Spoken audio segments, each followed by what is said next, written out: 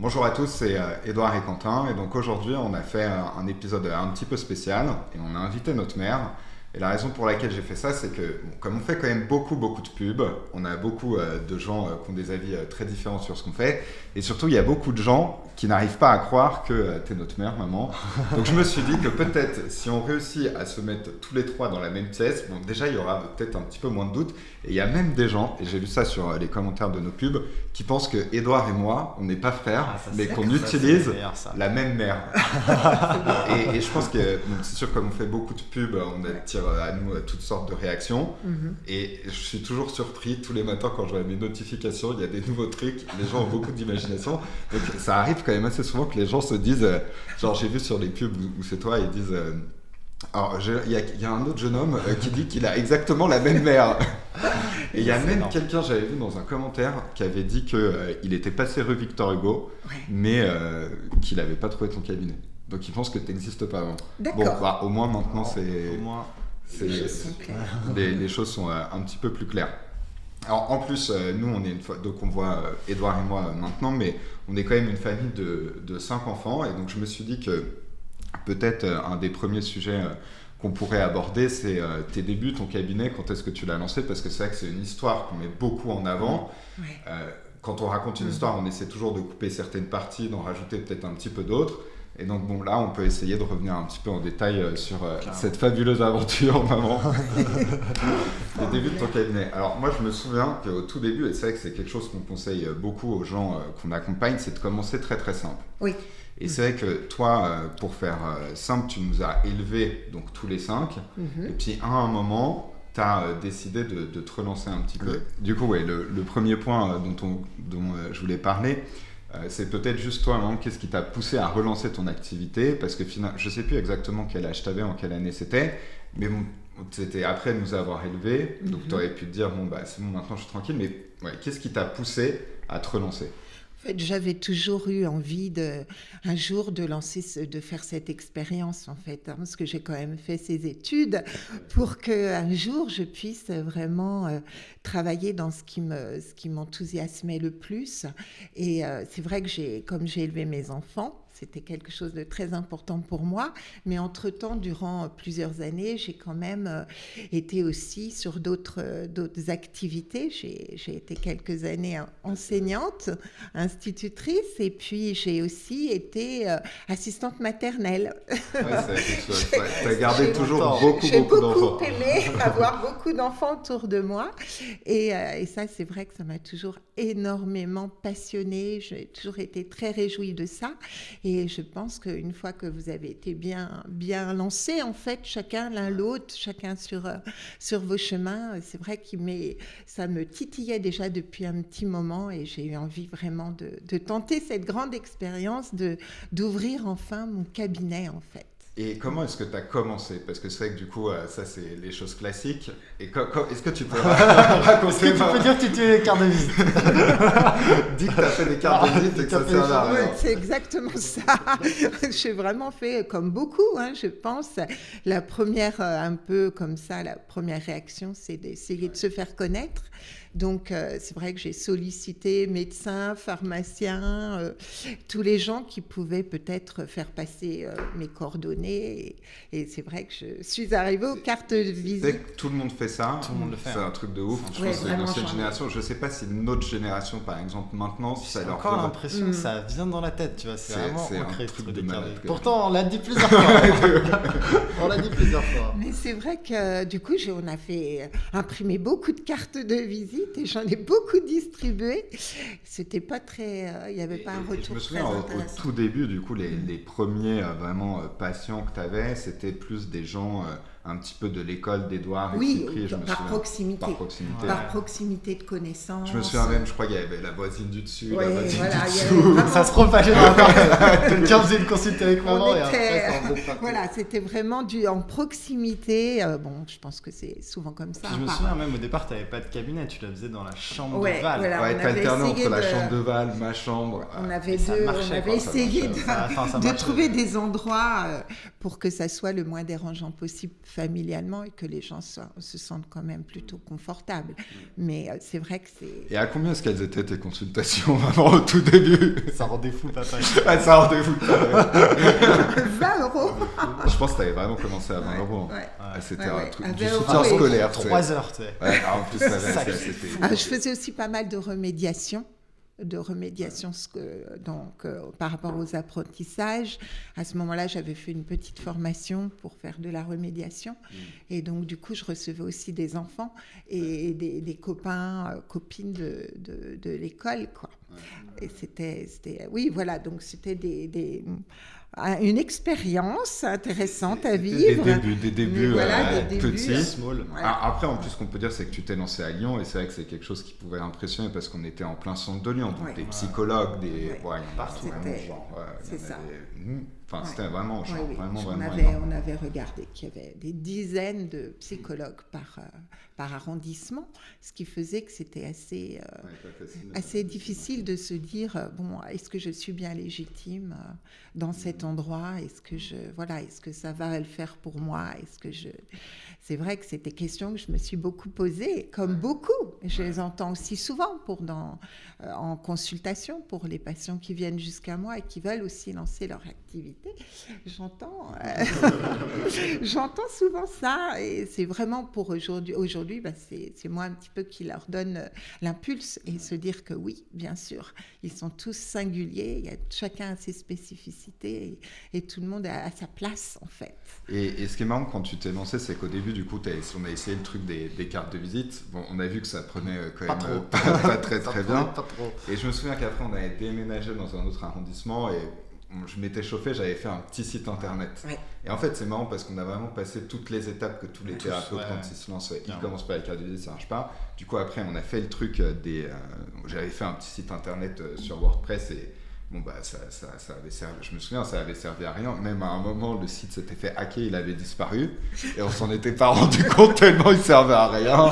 C'est-à-dire, c'était un truc de ouf. Non, par contre, le truc qui m'avait vraiment rendu fou, c'était les pages jaunes. Franchement, quand ils t'avaient... c'était vraiment coquin ce qu'ils faisaient, parce que je me souviens, ils vendaient genre du référencement, des trucs comme ça. Et je crois qu'avec papa, vous aviez payé 1 000 € pour un an ou un truc comme ça, et ils disaient vous allez être premier sur Google. C'était un très gros investissement quand même pour notre famille. Ouais, surtout qu'on était un petit peu short. On était un peu juste.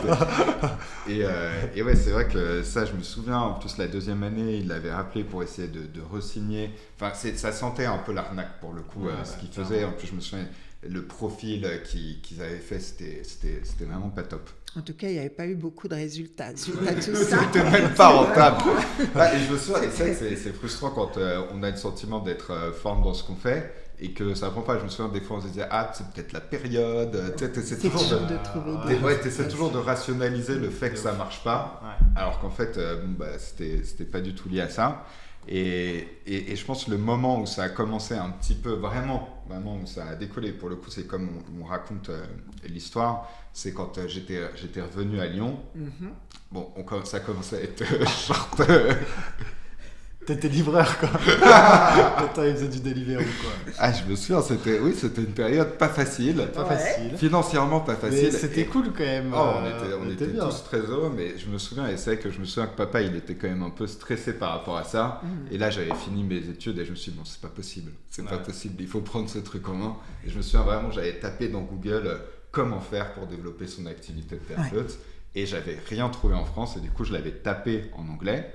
Et c'était assez marrant parce que du coup, il y avait plus d'éléments. Après, c'est des trucs que je connaissais pas du tout, le SEO, le référencement, tous ces trucs-là. Et je me souviens que c'est que juste en se plongeant pendant genre quelques temps dedans, assez rapidement, on réussit à capter quelques trucs. Et après, pour le coup, je me souviens, j'avais fait un site internet, et là où c'était vraiment fou, c'était quand on était dans la cuisine de l'appart. Et franchement, je m'en souviens trop bien, tellement ça nous avait marqué. Alors que c'était il y a quand même plusieurs années que tu avais reçu un coup de téléphone. C'était juste, genre, je sais pas, 2 semaines après que j'ai fait le site internet, peut-être un truc comme ça. Et la personne, elle t'appelle, j'avais senti que c'était une patiente, et après, tu étais venu voir, tu fais « C'est grâce au site internet !» C'était énorme. La joie. C'était ouf. Et je me souviens, il y en avait eu 1, et après 2, et après 3, etc. Ça, c'était... On sentait que la tendance Ça, était c'est, bonne. Oui. Alors que c'était marrant parce que j'avais l'impression d'avoir presque rien fait en plus en termes de, je sais pas, marketing ou communication. Et je me suis dit, mais ça me semble tellement simple, je comprends pas pourquoi tout le monde fait pareil.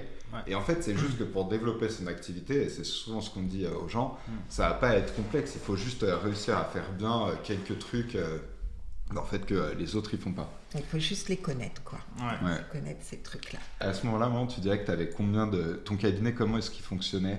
Je sais pas si tu te souviens un petit peu. C'était le tout début du site internet. Oui, déjà, c'était dans notre appartement. On avait Les gens, ils attendaient dans la cuisine, je sais. T'es chanté comme ça. Quand est-ce que je peux y aller? on essayait d'être, enfin, chacun essayait d'être le plus discret. On coupe les coups. Mais ça marchait bien parce Chacun que c'était essayait. un salon Oui, avec hyper, quelque chose de très familial et tout. familier, Ouais. voilà, Ouais. exactement. Donc, les gens se plaignaient pas du tout de cet accueil-là, et c'était finalement dans notre petit salon, voilà, qui était un petit peu arrangé pour les recevoir. Mais oui, au départ, combien j'avais de patients par semaine? C'était marrant parce que je crois qu'on s'était dit à 10-12 par semaine, ce sera le max que tu pourrais avoir parce que tu faisais des séances de 3 heures. C'est C'est vrai que j'étais pas Ça met très jusqu'à 21h. cadrante, c'était pas un très truc de cadrante. Tu as demandé à papa d'aller toquer à la porte. De ouf, Non, c'était non, trop toi, drôle. vas-y. Va toquer, va faire le timer. C'était un petit peu compliqué pour ça, oui, effectivement. Ça Mais débordait je pas me mal. souviens aussi que ça, c'était un point important parce que dans le fait que, je me souviens quand j'avais fait ton site internet, j'avais organisé les choses d'une certaine façon. Et pour ceux qui ont un site internet, qui sont thérapeutes et qui ne fonctionnent pas, souvent parce qu'ils mettent n'importe quoi sur leur site, ou en tout cas pas les bonnes choses. Et du coup, j'avais capté que toi, ta différence par rapport aux autres psys, c'était quand même beaucoup que tu parlais. Oui. Et je pense que c'est ça qui marquait les gens, en fait. Oui, c'est souvent ce que j'ai comme retour en consultation. Le fait que j'exprime les choses, que je donne mon... Après, voilà, j'exprime les choses. Je leur dis que c'est important qu'ils puissent aussi entendre des pistes, des éclairages. Et voilà, donc, je sais que beaucoup de mes patients m'ont dit que précédemment, dans beaucoup d'autres consultations avec d'autres thérapeutes, il n'y avait pas du tout de retour, en fait, et qui se trouvaient plongés dans des moments de silence extrêmement inconfortables et que souvent ils repartaient plus mal qu'ils étaient arrivés. Ça, je l'ai souvent entendu, je l'entends encore régulièrement. Donc c'est vrai que c'est vraiment un échange, en fait. Ouais. On échange beaucoup et voilà, et j'émets des pistes d'éclairage. Après, il n'y a pas du tout d'obligation à croire ce que je dis. Hein. Ils sont très libres, mais il y a des moments où effectivement ça fait écho, ça fait résonance et il y a des choses qui s'éclairent en eux. Voilà. Et c'est pour ça que tu les gardais 3 heures. Et voilà, donc on visitait beaucoup de choses finalement de leur vie et de leur histoire et c'est vrai que c'était pas très cadré, mais bon, c'est les premiers temps, on n'est pas très expérimenté et on essaie de faire de son mieux, mais c'est vrai que voilà, c'était... Est-ce que au début, tu as eu peur? Parce que des fois, il y en a qui ont un peu cette peur d'être submergé, tu sais, d'avoir trop de patients, de choses comme ça. Jamais, non. Non. C'est vrai que c'est pas une peur que j'avais. Non, tout simplement. Non, très clairement, hein, très honnêtement, on est là pour se dire les choses de façon très, très simple et très honnête, mais jamais, non. Jamais j'ai eu peur d'être envahie, d'être submergée. Je pense que je suis suffisamment en place à l'intérieur de moi-même pour le coup ne pas ressentir ça, en fait, pas sentir ce débordement, oula, ça va juste pas être possible. Non, j'avais pas trop ce ressenti-là, en fait. Je me sentais plutôt en clair avec le fait qu'effectivement, c'était beaucoup trop long et c'était beaucoup trop intense. Mais bon, on a fait des petits réglages depuis ce moment-là. Ou pas. Ou pas, parce que vraiment, après combien d'ans d'activité, je sais pas. Je sais pas, c'est vrai que ça fait plus de 10 ans maintenant. Ouais, toujours ce petit souci de timer. Oui, bah, c'est... Bon, on n'en parle pas. Ça va mieux quand même. Ça va quand même beaucoup mieux. Peut-être un sujet qui est important de ça, c'est qu'il y a beaucoup de thérapeutes qui nous rejoignent et qui nous appellent et qui pensent qu'il faut avoir fait genre 1000 formations. Ah ouais, ça c'est vrai que c'est un super point. Avant de se former. Est-ce que vraiment toi peut-être tu pourrais dire un peu tes expériences avec formation? Est-ce que tu as fait beaucoup de formations avant de te relancer? En fait, non. Non, je sais pas. L'expérience de la vie. Je n'ai pas fait tant de formations. Après, j'ai suivi des enseignements, des conférences, mais j'ai lu aussi. Et j'écoute aussi beaucoup de choses. Donc, Mais je ne pense pas qu'en fait, on devient un bon thérapeute parce qu'on a intellectuellement suivi beaucoup de formations et c'est surtout de la connaissance intellectuelle. Moi, je suis beaucoup plus dans le vivant, dans la connexion singulière à la personne, une connexion à chaque fois unique. Et c'est vrai que je pense que je fais beaucoup confiance à mon intuition. Et du coup, je fonctionne beaucoup comme ça. Et donc, il y a une connexion très spécifique et on est un petit peu au fil de la séance. Est-ce que tu pourrais nous parler un peu de ta méthode, maman? Alors, le truc, c'est que je n'ai pas de méthode. En fait, je n'ai pas de méthode. Donc, je pense que les gens qui attendent de moi une méthode ne vont pas s'y retrouver largement. Enfin, pas du tout. Parce qu'effectivement, je n'ai pas de méthode définie, en fait. C'est vraiment peut-être ça qui fait aussi ma singularité et ma spécificité. C'est que je suis beaucoup plus... je laisse être la vie, je laisse être ce qui se partage et au fur et à mesure de la séance, il y a des choses qui viennent et pour moi, dans mon expérience, ce qui vient a son intérêt, son importance. Donc, je recadre pas par rapport à une méthode. Par contre, je propose beaucoup de lectures, beaucoup de podcasts. Voilà, je n'hésite pas à donner beaucoup de sujets de réflexion, des questionnaires d'introspection. Voilà, c'est comme ça que je fonctionne, mais j'ai pas une méthode définie qui vaut pour chacun. Je suis vraiment à l'écoute particulière de chacun avec ce qui vient chercher auprès de moi. C'est vrai que même si tu te formes pas, tu lis quand même vraiment beaucoup. Oui. Tu regardes beaucoup des vidéos sur ton oui. Tout le temps. Tout le temps des petits trucs. Oui, j'écoute pas beaucoup de choses. Qui sait ce que tu pourrais recommander? Je sais pas s'il y en a avec qui tu résonnes plus, que tu écoutes souvent ces derniers temps, par exemple sur YouTube. C'est très variable en fait. C'est vraiment c'est des coachs, des thérapeutes, des enseignants. C'est vraiment très variable. Je suis pas dans quelqu'un où j'écoute spécifiquement cette personne-là et juste cette personne-là. Mais il y a des coachs que j'apprécie beaucoup, les enseignements de Clotilde Dussoulier. Je les recommande souvent à mes patients. Voilà, parce que je trouve qu'il y a des éclairages très très intéressants et qui font un petit peu écho avec ce qu'on évoque en thérapie. Je sais que j'essaie de les orienter vers des podcasts qui peuvent faire écho à ce qu'on a évoqué en thérapie pour que ça s'imprègne, pour que il y ait des choses qui soient aidantes en fait. Et donc des coachs comme Nathalie Martin aussi. Après David Laroche, je l'ai longtemps aussi. Je me souviens à un moment tu parlais beaucoup de Jean-Jacques Crèvecoeur. Ah oui, alors oui. Non, c'est vrai. Non, c'est vrai. Oui, après il a été très discrédité, mais c'est vrai que moi, il a été très très très discrédité sur beaucoup de médias. Ah ok, j'avais pas suivi l'affaire, Mais c'est vrai que Christophe André, c'est vraiment une personne qui me touche énormément. Parce que je trouve que c'est un psychiatre extrêmement d'une grande simplicité et qui est d'une grande authenticité. Et il y a quelque chose que je ressens être très partagé entre ce qu'on propose l'un et l'autre. C'est vraiment une très belle personne humainement. Et donc comme les psychiatres sont souvent très discrédités, très... je propose souvent ces enseignements et aussi ces formules méditation, parce que lui, il pratique beaucoup la méditation, donc avec des patients en grande difficulté de mal-être, des difficultés de dépression, des états d'anxiété très forts.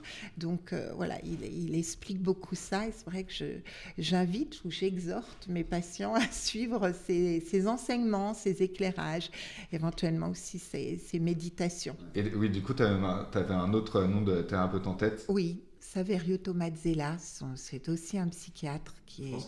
français, qui est extraordinaire et qui aide beaucoup les patients, notamment ceux à haute sensibilité, comme il les appelle. Les hypersensibles. Voilà, donc il a beaucoup de podcasts que je trouve vraiment remarquables et qui peuvent aussi être extrêmement éclairants. Alors ça, c'est que si on peut parler des hypersensibles, un peu, c'est que c'est un truc de ouf. J'ai l'impression qu'il y en a beaucoup. Il y en a de plus en plus. Alors, mais des fois... En fait, pas de plus en plus, mais il y en aurait à peu près entre 20 et 30%. Selon un petit peu les appréciations de chacun, il y aurait à peu près cette proportion-là. Parce que toi, la majorité, beaucoup de tes patients sont hypersensibles, sont HP, zèbres, il y en a beaucoup qui sont à haut potentiel intellectuel, à haut potentiel émotionnel, parfois les deux. Oui. Comment t'expliques j'ai l'impression qu'il y en a de plus en plus. Je sais pas, c'est peut-être une. Parce qu'on en parle de plus en plus. C'est parce qu'on en parle de plus en plus. On en parle de plus en plus, mais je pense pas en fait qu'il y en ait de plus en plus. Je pense que c'est une façon d'être au monde avec à peu près cette proportion. On s'accorde, les thérapeutes s'accordent je pense que c'est à peu près ça. Dans l'observation, c'est 20-30% des. Et c'est marrant parce que je pense que beaucoup de thérapeutes sont aussi comme ça. Oui. Hypersensibles, HP. Oui, c'est vrai. C'est vrai parce qu'il y a un intérêt pour l'humain, en fait. Ouais. Il y a un intérêt très fort pour l'humain dans toute sa diversité. Et donc, en fait, c'est vrai que je les ressens, moi... particulièrement intéressée pour approfondir, pour comprendre mieux la façon d'être au monde, la façon d'entreprendre, de faire, d'oser. Et un intérêt très fort, en fait. Moi, c'est mon intérêt personnel aussi depuis des années, c'est l'intérêt à l'autre. Tu dirais que tu as eu combien de patients, maman ? Je n'ai pas compté du tout. Vraiment, c'est très compliqué pour moi de dire, mais certainement plusieurs centaines, je pense. Je pense plus de 1000. Ouais, je pense plusieurs centaines. Après, certaines personnes viennent régulièrement, d'autres vont venir 2 fois pour trouver un éclairage, d'autres ça va être quelques fois, puis je les revois quelques années après. C'est arrivé ces derniers temps où effectivement il y a quelques patients que je n'avais pas vus, chacun a fait sa vie, a avancé, puis il y a un moment, il y a des choses qui se recompliquent, il y a un nouveau tournant de vie, il y a quelque chose qui vient s'ajouter, et voilà, ils ont besoin de revenir poser un petit peu tout ça, et puis comprendre ce qui peut être un peu trop en turbulence à ce moment-là. Donc, ouais. Et du coup, on peut parler du suivi des patients peut-être un peu. Comment est-ce que toi, est-ce que tu cadres les choses, est-ce que tu cadres pas du tout ? Bon, moi, je connais déjà la réponse en vrai, mais comment est-ce que tu fais par rapport à tes patients ? Parce qu'il y en a des fois, ils vont me dire il faut 10 séances, des fois 5 séances. Toi, moi, je n'ai pas d'emblée. Déjà, je les mets très à l'aise tous parce que c'est important de le dire, mais je reçois quand même beaucoup de jeunes. Ouais. La majorité de ma patientèle est très jeune. En fait, ils ont majoritairement entre 18 et 28 ans, 30 ans. Donc, en fait, ils sont jeunes et beaucoup ont entre 18 et 20 ans. Ah ouais, qui sont très très jeunes. C'est très jeune. Très, très jeune. Et je trouve remarquable, et je leur dis à chaque fois à quel point je trouve leur démarche tellement responsable, tellement honorable de venir si jeunes en consultation, alors que certains viennent même à discrétion de leurs parents, parce qu'en fait les parents ne les soutiendraient pas dans la démarche. Tellement il y a des blocages, des peurs et des croyances très limitantes à l'idée de consulter un psychologue. Et donc je valide complètement leur démarche, et souvent c'est un petit peu comme ça qu'on démarre la séance parce que je leur dis à quel point je trouve leur démarche extrêmement honorable et courageuse, parce que je sais que beaucoup m'ont un petit peu avoué entre guillemets que ils ont hésité jusqu'au dernier moment à pas repartir dans l'autre sens. Donc quand ils ont franchi plusieurs portes, je leur dis qu'à quel point le courage qui vient du cœur est extrêmement... Et surtout qu'ils payent avec leur argent. Oui, il y en a qui effectivement qui paient les séances puisqu'ils viennent à discrétion de leur famille. Donc ils ne peuvent pas compter sur le soutien de leur famille pour payer leur consultation. Donc je suis vraiment tellement touchée en fait. Ouais, vraiment. Et c'est vraiment, je les trouve incroyablement raisonnables, responsables. Et vraiment, je trouve que... Donc moi, je suis très confiante sur cette jeune génération, parce que je les vois dans une démarche. Ça, c'est bien. On n'entend pas forcément. On n'entend pas beaucoup. Très confiante, parce que justement, ils osent venir déposer des choses très lourdes parfois, et ils font avec même s'il y a beaucoup de honte, ils y vont quand même, quoi. Et je trouve que ça, et puis avec des croyances transgénérationnelles qui peuvent être extrêmement limitantes, envahissantes, bloquantes, ils viennent. Et je trouve que ça, c'est vraiment extraordinaire. Ouais, et c'est vrai que du coup, toi, tes patients, j'ai l'impression que tu leur parles beaucoup. Ouais. Oui. Tu leur conseilles beaucoup de choses et aussi à chaque fois ce qui m'impressionne c'est que tu leur envoies beaucoup de SMS en fait. On correspond. On correspond. Ah, mais ça, c'est vrai que c'était le point dont on pouvait parler qui est super intéressant, c'est finalement comment est-ce que tu les aides ces gens. Tu vois, qu'est-ce qui fait que tu as des avis aussi incroyables. C'est vrai que nous on a eu beaucoup de coachs. Ouais. Je suis pas sûr qu'on ait trouvé quelqu'un aussi fort que toi. C'est vrai. Ah, mais c'est vrai que même pour nous en perso, quand on avait des moments chauds, c'était vraiment bon, demande à maman, parle à maman, tu vois. Et c'est vrai que tu avais quand même cette faculté à toujours réussir à trouver les bons mots au bon moment. Oui, mais je pense que je laisse aller en fait les choses. En fait, je suis très très très authentique. Je pense que ça, c'est quelque chose, j'explique souvent, parce que certains me disent, mais comment tu fais pour garder autant d'énergie toute une journée, alors que bon, des fois, je consulte 10 heures, 12 heures. 12 heures. Je sais même pas comment. Et des fois, c'est vraiment... Des histoires complexes, en plus. Des histoires difficiles, des histoires douloureuses, des histoires de vie, en fait, et de toutes sortes d'histoires. Et je pense que ce que je leur réponds à chaque fois, c'est parce que je me sens rester très, très, très véritable. Très authentique, je suis avec ce que je ressens profondément. Donc je n'essaie pas d'être quelqu'un d'autre, je n'essaie pas de raconter quelque chose, je n'essaie pas de me dire mais tiens, l'autre thérapeute ou ma collègue aurait peut-être dit ça à ma place. J'essaie de rester dans l'instant présent, parce que alors ça, je les exhorte beaucoup à être dans l'instant présent. Donc je suis très connectée, je ne suis pas du tout en train de penser à ce que je vais vivre le lendemain, ou voilà. Je suis très très très connectée à ce moment-là. Et donc du coup, je visite chaque fois la puissance de l'instant présent. Parce que vraiment, c'est là où je trouve toute mon énergie, et je leur dis, la vie se vit au présent. Donc on est en présence l'un de l'autre, et c'est très très fort à ce moment-là. Et c'est là où j'ai vraiment mon énergie, en fait. Et je pense que c'est comme ça que je tiens vraiment. Mais je suis très très très authentique, et je dis les choses, en fait.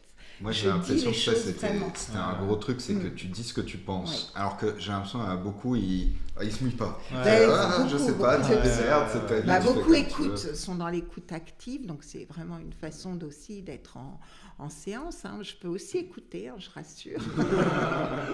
Je parle, mais j'écoute aussi.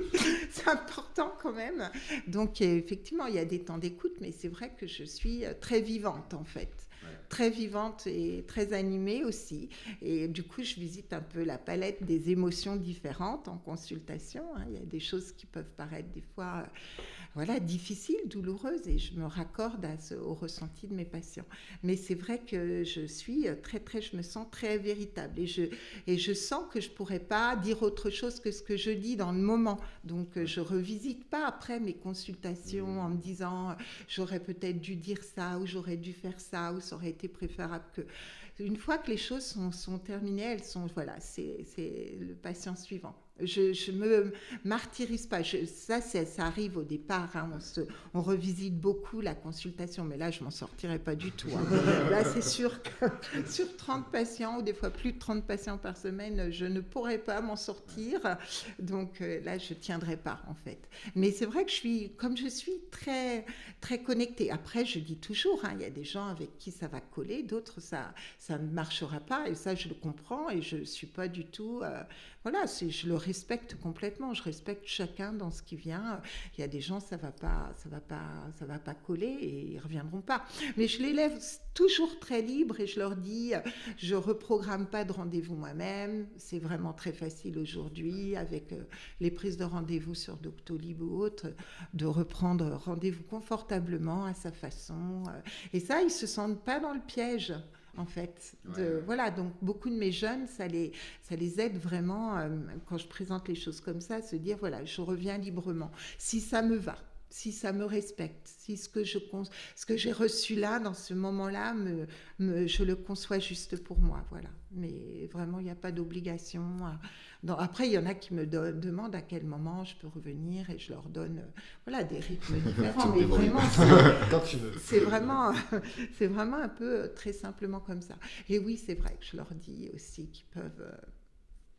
qui peuvent déposer des choses qui leur semblent un peu trop compliquées, m'écrire. Je leur alors ça, c'est vrai que c'est un gros truc. Je pense qu'il n'y a pas beaucoup de psys qui font ça, mais j'ai l'impression... Ils n'abusent jamais. Hein. Je me rends compte à quel point ils sont extrêmement respectueux aussi de ma vie, respectueux aussi, vraiment. Et c'est ça que je trouve complètement remarquable, c'est qu'en fait, même si je leur fais cette proposition, il n'y a pas d'abus, il n'y a pas de...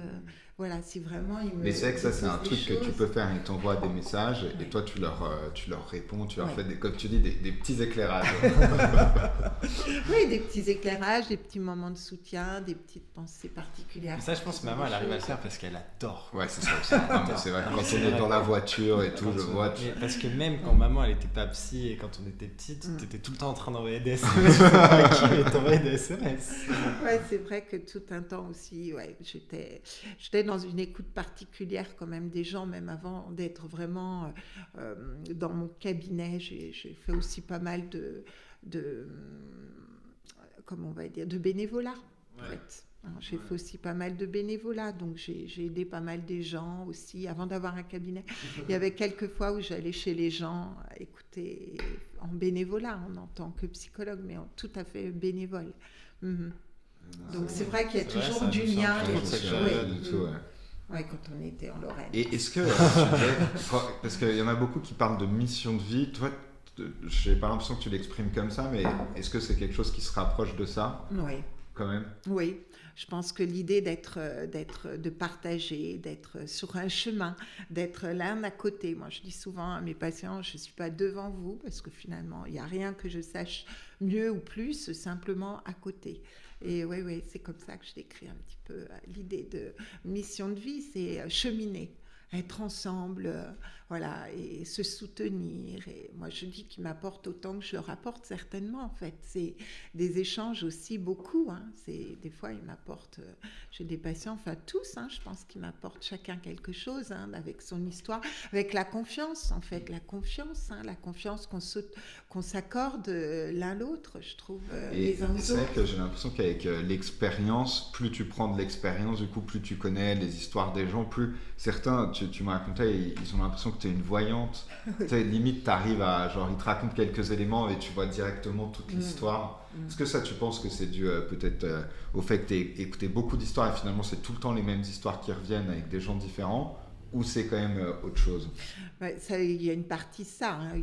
Effectivement, on pressent parce qu'on a expérimenté des choses, des histoires. Donc, il y a des pressentis. Mais il y a quand même des choses qui sont peut-être d'un autre ordre. Mais on ne sait pas trop de quoi. Mais quelque chose qui vient en plus. Et ça, des fois, c'est assez extraordinaire de le ressentir en consultation, d'être juste, en fait. Juste à un endroit où c'est effectivement ce qui se passe. Donc, c'est un ensemble de choses. Après, rationnellement, c'est compliqué de dire ça vient de là et de ça et de là. C'est compliqué, en fait. Hein. Mais je pense que, voilà, il y a beaucoup, beaucoup de choses qui... Puis peut-être qu'il y a des choses qui nous viennent d'autres endroits du monde ou de la vie. Et voilà, mais en tout cas, je suis très, très ouverte à beaucoup, beaucoup de choses et chacun vient avec qui il est. Voilà, j'ai pas du tout de croyances enfermantes ou limitantes. J'écoute beaucoup mes patients dans toutes leurs expériences spirituelles différentes. Voilà, c'est aussi pour moi très grandissant de les écouter, de les entendre. Je les remercie souvent de la rencontre que j'ai faite avec eux parce que c'est vraiment des rencontres. Et tu dirais que des échos que tu as des gens qui ont vu beaucoup de psy, beaucoup de thérapeutes différents avant toi, ce serait quoi peut-être un peu les erreurs que les thérapeutes ils ont tendance à faire dans les thérapies qu'ils font avec leurs patients ou leurs clients? Peut-être aussi de peut-être pas s'écouter suffisamment pour se connecter en présence profonde à l'autre, en fait, parce que des peurs de mal faire, des peurs de mal dire. Mais c'est vrai que moi, j'ai pas ce ressenti d'avoir peur, en fait. En consultation, de mal faire ou de mal dire. Je dis et puis les choses se passent. Voilà, c'est tout. Après, effectivement, chacun est libre d'interpréter, de ressentir, mais peut-être que certains ont un peu peur, donc se sentent un petit peu et se raccrochent à des méthodes pour que ça rentre dedans, alors que moi, je suis là dans l'accueil, en fait. Je pense que vraiment, c'est beaucoup, beaucoup d'accueil et du cœur. Voilà, c'est vraiment l'accueil du cœur, en fait. Moi, je fonctionne beaucoup avec l'amour. Ça, je crois que j'ai l'impression que c'est quelque chose qui marche pas mal parce que quand on arrive dans ton cabinet, déjà on se sent bien, il y a des bonnes énergies, toi tu es super souriante, quand tu les accueilles, j'ai l'impression que juste le fait d'être avec toi, en fait, ça joue beaucoup sur le fait qu'ils aillent mieux, ce qui est une raison pour lesquelles ils restent aussi longtemps, mais parce qu'ils sont bien. C'est vrai que c'est un petit accueil bien. particulier, comme j'ai beaucoup de jeunes, je vois bien à quel point certains arrivent très chargés. D'ailleurs, souvent mes patients arrivent, se posent à peine et pleurent beaucoup déjà. Donc voilà, parce qu'il y a quelque chose qui s'autorise dans cet endroit, c'est très chaleureux, enfin c'est pas du tout impersonnel. Et je crois que là, c'est peut-être un peu la première surprise. Après, je pense que beaucoup voient les avis et se disent, ah oui, ici, il doit y avoir quelque chose d'un petit peu spécial. Et c'est vrai qu'on prend le temps de prendre le thé, le café. Enfin, voilà, ça, je sais pas si tous les psys font ça, mais c'est quand même pas mal. Hein. Oui, en tout cas, c'est quelque chose qui me semble être bon pour moi aussi en tant que thérapeute et ça leur fait du bien. Je pense que c'est un petit moment très simple, très, très doux et voilà. Et donc, on prend le temps un petit peu de ça. Peut-être, je sais pas si peut-être pour les thérapeutes qui regardent, maman, est-ce que tu as un peu tu vois, quand ils arrivent, tu fais tout le temps la même chose ou en fonction de, tu vois, comment ils sont, comment tu les ressens, tu changes un peu ta manière, tu vois? Non, je pense que je suis toujours la même personne. Donc, en fait, je suis vraiment à l'accueil comme ça, en leur proposant toujours un petit quelque chose à prendre. En gros, quand ils arrivent, tu dis toujours pareil. J'ai l'impression que tu dis toujours bienvenue jusqu'à moi. Oui, je suis dans mon petit endroit voilà, c'est assez rituel, hein, c'est un petit rituel peut-être, hein, d'accueil en tout cas, mais par exemple, maman, une première personne qui arrive là chez toi, tu fais comment en fait, tu vois, elle arrive là, elle sort de l'ascenseur. En fait, elle passe souvent dans la salle d'attente parce qu'il y a un petit peu d'attente. Ah oui, c'est vrai. Du coup, c'est souvent papa qui ouvre. C'est papa qui ouvre. Ah ben non, mais plus du tout maintenant. Non, là on a laissé tout ça, on a quand même arrangé les choses. Papa n'est pas très présent, hein, il a aussi sa vie, il fait beaucoup de choses, il se donne beaucoup. Ah oui, en fait, il sonne, tu sors de ta consultation pour leur ouvrir. J'ouvre les portes et les gens rentrent. Dans la petite salle d'attente, il y a une petite ambiance musicale. Il y a les livres, souvent, comme ils attendent un petit peu, et je leur dis de prendre les livres qu'ils veulent. Certains en empruntent d'ailleurs, partent après avec les livres. C'est cadeau. Et voilà, c'est très simple. Et voilà, certains ont des petites choses à écouter. Et voilà, donc ça se passe très simplement. Et ensuite, voilà, bienvenue jusqu'à moi. et par exemple, donc la personne après, elle s'assoit. Généralement, tu lui proposes du thé ou du café. Oui, le chocolat, citron, tout est possible. Suivant les saisons, je laisse. Voilà, je trouve que c'est un petit moment très très sympa. En général, ça plaît beaucoup, oui. Ouais, ça aide à se détendre un petit peu, parce que des fois, on est très, très chargé quand on arrive. Surtout quand c'est les premières fois, les premières expériences de consultation. C'est quoi la première question que tu leur poses? Est-ce que c'est toujours la même question ou est-ce que tu changes? Ouais, là, je pense que je change en fait, parce que c'est un petit peu comme je ressens la personne dans ce moment, si elle vient très chargée, s'il y a beaucoup de larmes qui arrivent tout de suite. Et est-ce que la personne, avant de la recevoir, tu as déjà des informations sur elle ou vraiment tu ne connais rien? Jamais. Non. Donc tu sais jamais qui arrive? Non. Ça, c'est vrai que c'est un truc qui peut faire peur. Je sais, aux thérapeutes, ils veulent toujours avoir la personne avant. Ouais, c'est Toi, ça. Avant, du coup, c'était le cas. Maintenant, avec Doctolib. Oui, moi, c'était le cas, sauf que l'erreur, c'est qu'en fait, je me souviens, ça, c'est vrai que c'est dur d'en parler. Au téléphone. Et en fait, ça durait des fois 1 heure et demie, parce qu'ils m'exposaient leurs problématiques et tout. Et en fait... Tu faisais la consultation au téléphone. En fait, voilà, et du coup, à la fin, les gens... dire voilà, c'est bon, j'ai ma réponse, ça ira. Mais ça, c'est une erreur que beaucoup de thérapeutes ont tendance à faire. Hein. Parce que c'est vrai que c'est pas facile aussi quand tu as quelqu'un qui est pas bien au téléphone. On a envie de ça, quoi, d'aider. Mais donc, du coup, ils arrivent, tu ne connais absolument rien, et après, tu poses une question ou tu commences toi à parler? Ben, je leur demande des fois s'ils ont déjà fait la démarche avant, si c'est la première fois qu'ils font cette démarche, pour évaluer un petit peu le niveau d'éventuellement de stress qui est associé à cette première fois. Ouais. Donc après, on voit, en fait, voilà, des fois c'est le patient qui commence tout de suite à exposer, puis moi je leur demande en quoi je peux les aider.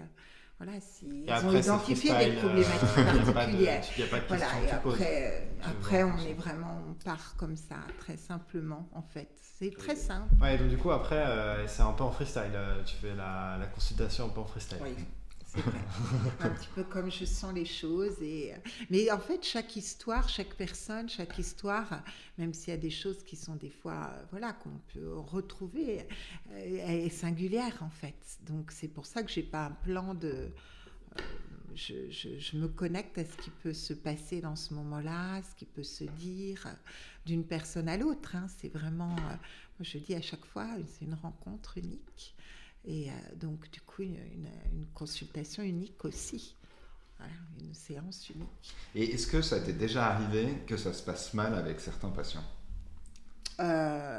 Oui, je me souviens d'une patiente que j'avais fait entrer, en fait, qui était venue, que j'avais fait venir. Et comme d'habitude, hein, on s'installe, etc. Et je pense qu'à peu près au bout d'un quart d'heure, elle m'a dit que ça ne lui allait pas. Qu'elle n'aimait pas ma gestuelle, qu'elle n'aimait pas mon comportement, voilà, de gestes et de... Bon, ça ne lui allait pas. Donc j'étais assez surprise, mais je suis restée tout à fait en respect de ce qu'elle avait identifié, qui l'a dérangé, et donc je lui ai proposé qu'on arrête, qu'on arrête la séance, puisque ça semblait être très compliqué pour elle, donc je ne sais pas ce qu'elle revisitait. Et toi, est-ce que ça t'a touché ou est-ce que... Je pense que on est un petit peu en place quand même, hein, tu vois. Moi, je me suis pas sentie non plus mise dans une épreuve, quelque chose de très compliqué. Après, c'est toujours ce à quoi on peut s'attendre quand même, hein, parce que sur des dizaines et des dizaines de personnes différentes, il se peut qu'il y ait des fois... C'est arrivé comme ça une fois, vraiment. Et je me souviens, c'est marrant parce que c'était une fois où j'étais à l'appart et c'était juste un moment où tu avais augmenté les prix. Et je sais pas si c'était la même ou si c'était une autre, mais tu sais, tu venais d'augmenter tes prix et du coup, il y a une personne qui était arrivée et qui t'avait dit ça. Tu avais dit franchement, je trouve que c'est super cher ou je sais de quoi. Je sais pas si tu te souviens. Oui, effectivement. Oui, c'était une autre personne. C'était une autre personne. Oui, et alors ça, c'est marrant parce que du coup, on peut parler de ce point-là aussi. Et c'était un moment où tu avais juste augmenté tes prix et du coup, c'est un peu comme un petit test que l'univers t'envoyait. Complètement. C'est pour comme voir ça que si... je l'ai ressenti en tout cas. Effectivement, mais je suis restée pareil, hein, très calme, hein, très respectueuse, avec l'idée que effectivement, c'était mes tarifs. J'étais de fait en clair avec ces tarifs-là et je comprenais qu'ils ne puissent pas le concevoir comme moi. Enfin bon, et qu'on avait du coup, pareil, abrégé la séance. Ouais, et ça, c'est quelque chose, quand même, beaucoup de thérapeutes qu'on a, ils ont des petits blocages avec l'argent, maman. Ouais. Toi, comment est-ce que tu as fait il y a 10 ans? Tu étais à 25 € et là, tu es beaucoup, beaucoup plus cher. Oui. Mais c'est aussi, hein, on avance, on expérimente et on comprend que voilà, il y a une démarche thérapeutique et la démarche thérapeutique, elle a nécessairement aussi un coût à beaucoup de niveaux, mais je pense qu'elle est engageante aussi, elle est impliquante, il y a aussi un coût. Et je le vois par rapport à mes jeunes, justement. Hein, je me souviens encore de cette jeune patiente qui elle tenait vraiment à payer la consultation avec l'argent qu'elle avait eu dans un petit travail d'étudiant. Enfin, moi, et elle avait très envie, elle se sentait très honorable et de payer l'intégralité de la consultation. Pour elle, ça avait une vraie valeur. Et j'en ai beaucoup d'ailleurs qui me disent c'est une validation à la valeur que je donne aussi à l'importance de mon soin, de ma thérapie. Moi, j'ai besoin aussi de savoir que je m'engage dedans et que ce que je vais payer, c'est aussi pour moi. Donc, ça me donne aussi la valeur de ça. Ça crédite, en fait, le fait que je m'investisse dans une thérapie et que je prenne soin de moi, de ma personne. Voilà. Et c'est vrai que, aussi, un point, enfin, toi, je pense, tu ne le diras pas comme ça, mais c'est vrai que quand tu augmentes tes prix, tu attires à toi des gens qui sont beaucoup plus engagés aussi dans ce processus-là. Oui. Et donc, en vrai, déjà, en vrai, pour les thérapeutes qui nous écoutent, on peut le dire comme ça, c'est t'augmentes tes prix, tu vas gagner plus d'argent, en plus tu vas avoir des patients qui sont beaucoup moins relous. Et c'est vrai que, non, mais c'est vrai que les gens, ils osent pas mal le aura un dire. peu le mal de Non, la mais toi, tu le dirais pas comme ça, mais... Et nous, Mais sur je me tous les souviens- thérapeutes Sur qu'on tous les accompagne, thérapeutes, je on le le sais, voit. et en atelier, Ouais. je le disais souvent, et les gens, ils étaient vraiment d'accord à chaque fois, c'est ce qui remarquait. Et c'est que quelqu'un qui va payer 30 € la séance, il respecte pas ton travail de la même façon que quelqu'un qui va payer 100 € la séance. Et surtout que certains disent qu'on conçoivent qu'ils se respectent aussi parce qu'ils payent l'intégralité de la séance, parce qu'ils investissent dans le soin. Ils investissent sur leur vie et leur état d'être, en fait, leur bien-être. Donc c'est un coût et ils le savent. Et ils sont très partie prenante de ça, très respectueux. Et c'est vrai qu'il y a beaucoup de thérapeutes qui ont vachement de mal à mixer un peu ces deux notions de soins, d'argent, c'est pas facile. Oui. Est-ce que toi, au début, tu avais un peu ça? Est-ce que tu as peut-être encore un peu ça? Ou comment tu as fait pour... est-ce que tu avais des blocages, des Oui, principes? c'était très compliqué, c'était très difficile parce qu'en fait, quand on est thérapeute un peu dans l'âme, au-delà d'être thérapeute par la formation, parce que certains me disent, mais est-ce qu'elle te sert ta formation de psychologue clinicienne? Je leur dis pas du tout. Je leur dis pas du tout. Ça me sert à rien en fait. Moi, je me sens être la même personne tout le temps. Et je me sens être aussi cette personne-là en consultation. Donc, c'est vrai que ça peut être plus compliqué de se dire à quel moment, voilà, est-ce qu'on est toujours bien légitime. Mais bon, il y a une démarche thérapeutique qui est cadrée par l'idée de venir jusqu'au thérapeute et de savoir ce qu'on définit dans ce cadre de soins. Mais c'est vrai que naturellement, moi, je me sens tellement humainement thérapeute dans l'âme que c'est là, je pense, un petit peu le biais qui a été compliqué à gérer. C'est-à-dire? Mais parce que c'est vraiment se faire payer. Ah oui, oui, Au oui. départ, Non, mais alors ça, c'est pas j'ai mal, fait parce que beaucoup c'est de vrai que c'est qu'il y bénévolat. a beaucoup de tous nos thérapeutes. Hein, Oui, c'est ça. À quel moment on est légitime de se faire payer pour un soin particulier, quand on sent que c'est tellement ce qu'on est naturellement. Par rapport à l'argent, est-ce qu'il y a quelque chose en particulier qui t'a aidé, quelque chose qui t'a aidé un peu à te débloquer? Oui, j'échangeais beaucoup avec certains collègues et notamment une de mes collègues et amies m'a beaucoup aidée en fait. Elle m'a partagé son expérience aussi, ses points de difficulté aussi par rapport à ça, qu'elle avait réussi progressivement à lever et c'est vrai que c'était très inspirant. Elle était très présente dans ce moment-là. Et au moment de cette installation, et progressivement, on échange toujours beaucoup, on se retrouve régulièrement et c'est très riche en fait. Parce qu'elle a déjà le recul de beaucoup d'années d'expérience, donc on partage très, très simplement les choses. Et peut-être, ça c'est un bon point aussi sur la solitude quand tu es thérapeute, parce qu'il y en a beaucoup qui nous disent ça, que c'est vrai que tu es tout seul dans ton cabinet avec tes patients, tes clients ou tes consultants, parce que aussi ça, je l'ai vu sur les pubs, qu'est-ce que ça me saoule quand on me dit on dit pas client, on dit patient. Bon. Moi, elle a le droit de dire patient. Toi, tu peux dire patient parce que tu es psychologue. Comment est-ce que tu fais, toi, du coup, pour contre ça, la solitude un peu est-ce que c'est quelque chose qui t'embête ou... Non. Non, non, c'est vrai que c'est pas quelque chose qui me. En fait, c'est vrai, je retrouve régulièrement mon amie, on partage beaucoup avec Karine, c'est très agréable et vraiment on se partage souvent des petits points de difficulté ou autres. On est vraiment très en cœur à cœur. Après, on peut toujours aller discuter sur des forums. Il y a beaucoup de thérapeutes qui peuvent aussi se retrouver sur des forums pour oser poser des questions. Tu as beaucoup d'amis thérapeutes en soi.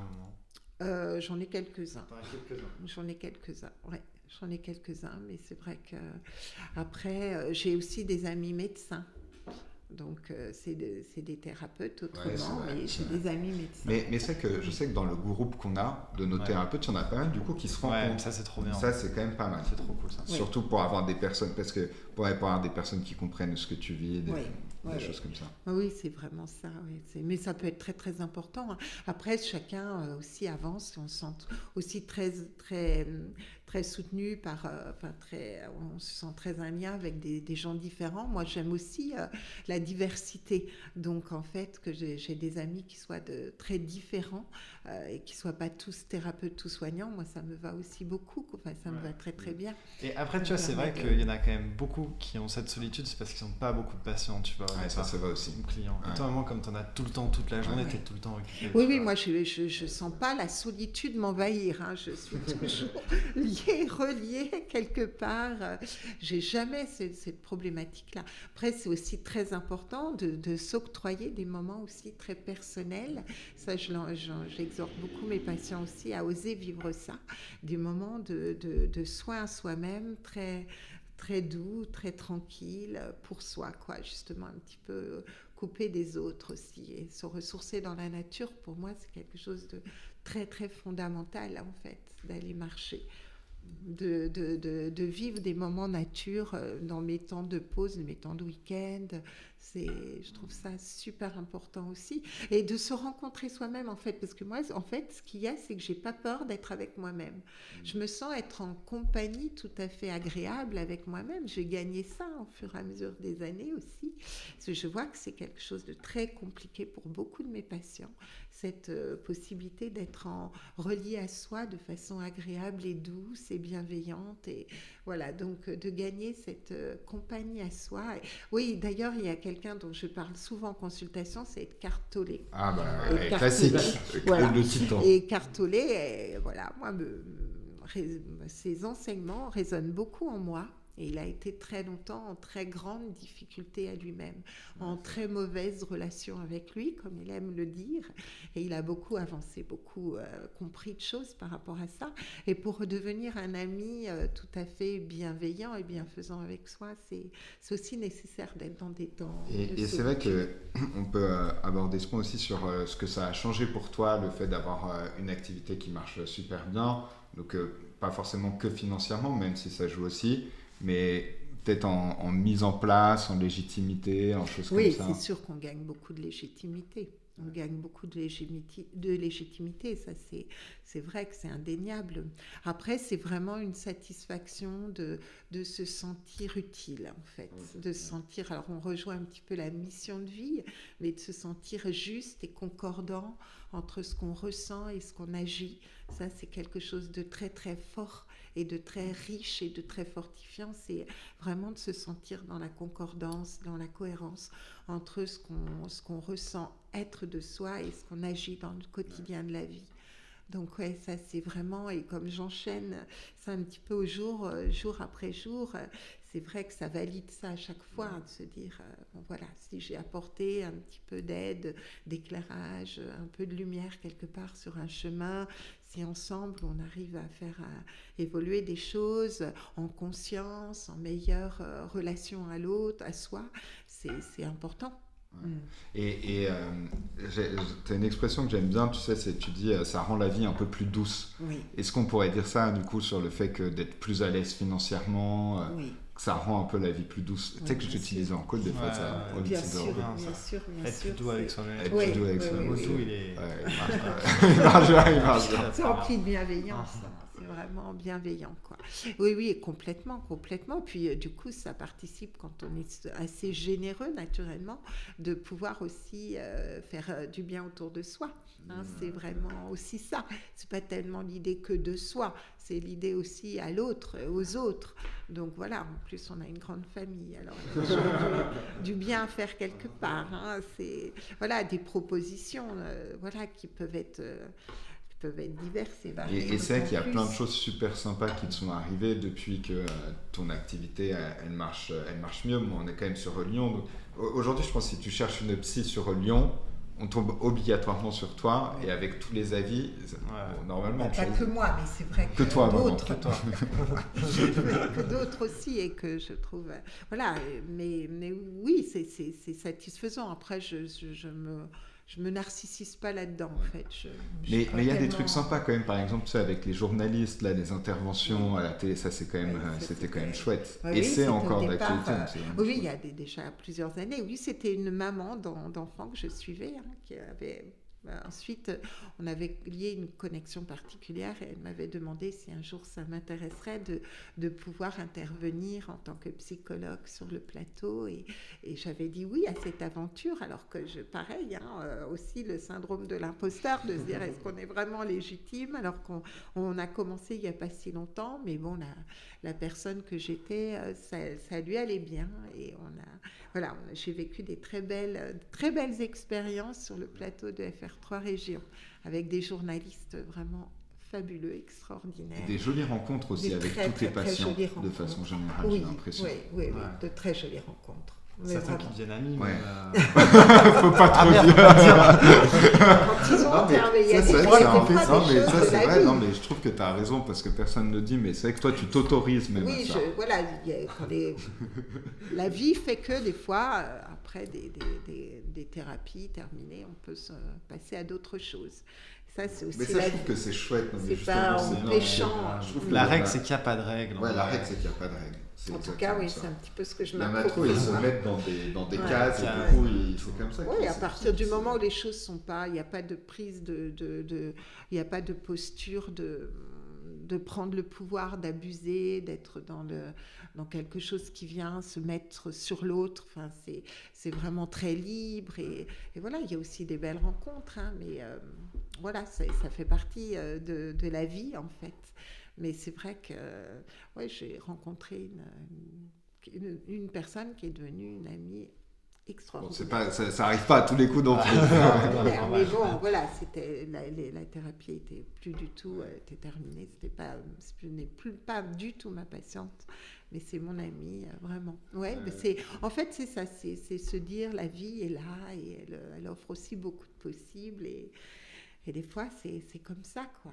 Sur les formations, que tu peux faire des petites formations en plus pour se former sur certains points, mais il n'y a pas besoin de faire des années d'études pour devenir un bon thérapeute. Oui, exactement ça. Moi, c'est ce que j'ai envie de dire. Après, c'est vrai que c'est à l'appréciation de chacun. Moi, je dis souvent à mes patients, il y a beaucoup d'autres personnes. Ce qui est toujours important, c'est de trouver la bonne personne, quoi. La bonne personne pour soi, la bonne personne avec ce qu'elle va proposer, ce qu'elle va être dans ce moment de séance. Et il y a quand même beaucoup de choix, donc on arrive à trouver à un moment la bonne personne.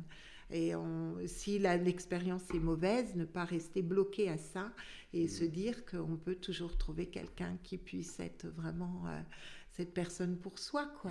Qui est une personne à l'écoute, une personne qui va être dans ce lien qui est attendu, qui va répondre aux attentes et aux besoins de ce moment de vie. C'est vrai que, par exemple, Camille qui travaille avec nous, elle n'a pas fait d'études de psycho, et pourtant, elle a fait des formations en plus, et son activité marche super bien, et elle adore, et elle s'éclate, donc c'est vrai que je trouve que c'était pas mal à... Mais complètement, mais je rappeler. Comprends. Oui, c'est très très important de le rappeler, pas rester figé dans l'idée de j'ai pas suffisamment de compétences pour aller jusqu'au bout de cette formation, ça me semble très très lourd, de se dire de pas renoncer en fait, et d'avoir l'audace d'avancer, quoi qu'il en soit. Et peut-être une dernière question, c'est vrai qu'on a abordé déjà pas mal de points. C'était pas mal ce dont tu voulais parler.